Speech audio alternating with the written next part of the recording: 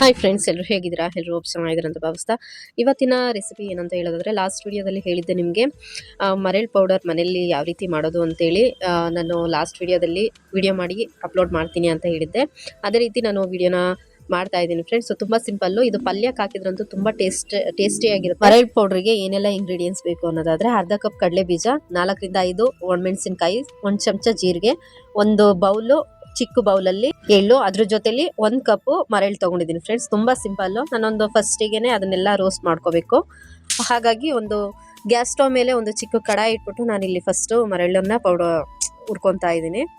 Medium ಫ್ಲೇಮಲ್ಲಿ ಹುರ್ಕೋಬೇಕು. ತುಂಬ ಚೆನ್ನಾಗಿ ಬರುತ್ತೆ. ಹೈ ಫ್ಲೇಮಲ್ಲಿ ಆದರೆ ಗೊತ್ತಲ್ಲ ನಿಮಗೆ, ಎಲ್ಲ ಕಪ್ಪಾಗ್ಬಿಡುತ್ತೆ, ಅಂಥ ಟೇಸ್ಟ್ ಬರಲ್ಲ. ಹಾಗಾಗಿ ಮೀಡಿಯಂ ಫ್ಲೇಮಲ್ಲಿ ನೀಟಾಗಿ ಚಟಪಟ ಅನ್ನೋ ತನಕ ನಾವು ಹುರ್ಕೋಬೇಕಾಗುತ್ತೆ ಫ್ರೆಂಡ್ಸ್. ಈ ಪೌಡ್ರನ್ನ ಒಂದ್ಸಲ ಮಾಡಿದರೆ 1 ತಿಂಗಳ ತನಕನೂ ಸ್ಟೋರ್ ಮಾಡಿ ಇಟ್ಕೋಬೋದು.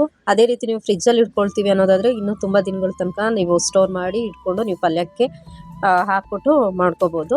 ನೆಕ್ಸ್ಟ್ ಅದೆಲ್ಲ ಒಂದು ಸ್ವಲ್ಪ ಹುರಿದಾದ್ಮೇಲೆ ಅದನ್ನು ಒಂದು ಪ್ಲೇಟಿಗೆ ಎತ್ತಿಟ್ಕೊಂಡ್ಬಿಟ್ಟು, ನೆಕ್ಸ್ಟ್ ನಾನು ಅದೇ ಕಡಾಯಿಗೆ ಎಳ್ಳೇನು ಚಿಕ್ಕ ಬೌಲಲ್ಲಿ ಎಳ್ಳು ತೊಗೊಂಡಿದ್ದೆ, ಎಳ್ಳನ್ನು ಸಹ ನಾನು ಚಟಪಟ ಅನ್ನೋ ತನಕ ನಾನು ಹುರ್ಕೊತಾ ಇದ್ದೀನಿ. ನೀವೇ ನೋಡ್ತಾ ಇದ್ದೀರಾ ಫ್ರೆಂಡ್ಸ್. ಎಳ್ಳು ಹಾಕೋದ್ರಿಂದನೂ ಅಷ್ಟೇ ತುಂಬ ಟೇಸ್ಟಿಯಾಗಿರುತ್ತೆ ಪಲ್ಯ. ಎಳ್ಳನ್ನು ಕೆಲವರು ಸ್ಕಿಪ್ ಮಾಡ್ಕೊಂಡ್ಬಿಟ್ಟು ಬೇಕಾದರೆ ಕಡಲೆನೂ ಕೂಡ ಹಾಕೋಬೋದು. ನಾನು ಕಡಲೆ ಹಾಕೋಲ್ಲ, ಎಳ್ಳೆನೇ ಹಾಕೋದು, ಯಾಕೆಂದರೆ ಟೇಸ್ಟ್ ತುಂಬ ಚೆನ್ನಾಗಿ ಅನಿಸುತ್ತೆ. ಅದ್ರ ಜೊತೆಲಿ ನಾನು ನೆಕ್ಸ್ಟ್ ಜೀರಿಗೆನೂ ಕೂಡ ಹುರ್ಕೊಂಡು ನೆಕ್ಸ್ಟ್ ಜೀರಿಗೆ ಎಲ್ಲ ಹುರಿದಾದ್ಮೇಲೆ ಕಡಲೆ ಬೀಜನೂ ಕೂಡ ನಾನು ಮೀಡಿಯಂ ಫ್ಲೇಮಲ್ಲೇ ರೋಸ್ಟ್ ಮಾಡ್ತಾ ಇದ್ದೀನಿ ಫ್ರೆಂಡ್ಸ್. ಈ ರೀತಿ ಫ್ರೈ ಮಾಡಿದ್ದನ್ನೆಲ್ಲ ನಾನು ಫಸ್ಟು ಎಲ್ಲ ಒಂದು ಪ್ಲೇಟಿಗೆ ಹಾಕ್ತಾ ಇದ್ದೀನಿ.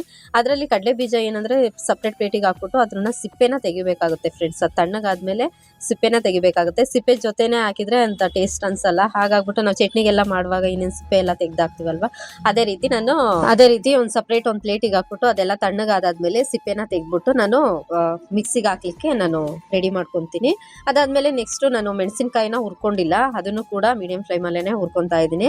ಮೆಣಸಿನ್ಕಾಯಿ ಹಾಕೋದ್ರಿಂದನೂ ಅಷ್ಟೇ ನಾವು ಪಲ್ಯ ಮಾಡುವಾಗ ಒಂದು ಸ್ವಲ್ಪ ಹಸಿಮೆಣಸಿನ್ಕಾಯಿ ಎಲ್ಲ ಕಡಿಮೆ ಹಾಕಿ ಮಾಡಬೇಕಾಗುತ್ತೆ. ಯಾಕಂದರೆ ಮೆಣಸಿನ್ಕಾಯಿ ಹಾಕಿರ್ತೀವಲ್ಲ, ಆ ಒಂದು ಕಾರಣದಿಂದ ನಾವು ಹಸಿಮೆಣಸಿನ್ಕಾಯಿನೇ ಆಗಿರಲಿ ಚಿಲ್ಲಿ ಪೌಡರೇ ಆಗಿರಲಿ ಅದನ್ನು ಅಷ್ಟೇ ಕಡಿಮೆ ಹಾಕಿ ಮಾಡಬೇಕಾಗುತ್ತೆ.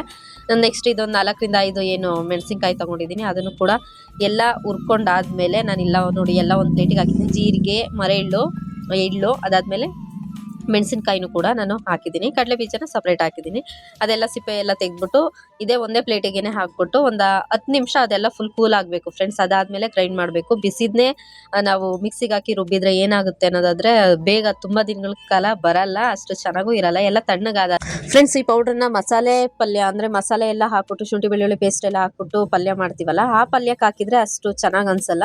ನೀವು ಬರೀ ಮಾಮೂಲಿ ಈರುಳ್ಳಿ, ಹಸಿಮೆಣಸಿನ್ಕಾಯಿ, ಟೊಮೊಟೊ ಎಲ್ಲ ಹಾಕಿ ಸಿಂಪಲ್ಲಾಗಿ ಮಾಡ್ತೀರಲ್ಲ, ಆ ಪಲ್ಯಕ್ಕೆ ನೀವು ಈ ಪೌಡ್ರನ್ನ ಹಾಕಿ ಮಾಡಿದರೆ ತುಂಬ ಟೇಸ್ಟಿಯಾಗಿರುತ್ತೆ. ಆಮೇಲೆ ಅಂದರೆ ಮಸಾಲೆ ಆದರೆ ಒಂದು ಸ್ವಲ್ಪ ಗ್ಯಾಸ್ಟ್ರಿಕ್ ಆ ಥರ ಎಲ್ಲ ಆಗುತ್ತೆ. ಇದಂದರೆ ತಿಂತಾ ಇದ್ದರೆ ಇನ್ನೂ ಪಲ್ಯನ ಒಂದು ಸ್ವಲ್ಪ ಜಾಸ್ತಿ ತಿನ್ನಬೇಕು ಅಂತ ಫೀಲ್ ಆಗ್ತಿರುತ್ತೆ ಫ್ರೆಂಡ್ಸ್. ಅಷ್ಟು ಚೆನ್ನಾಗಿರುತ್ತೆ.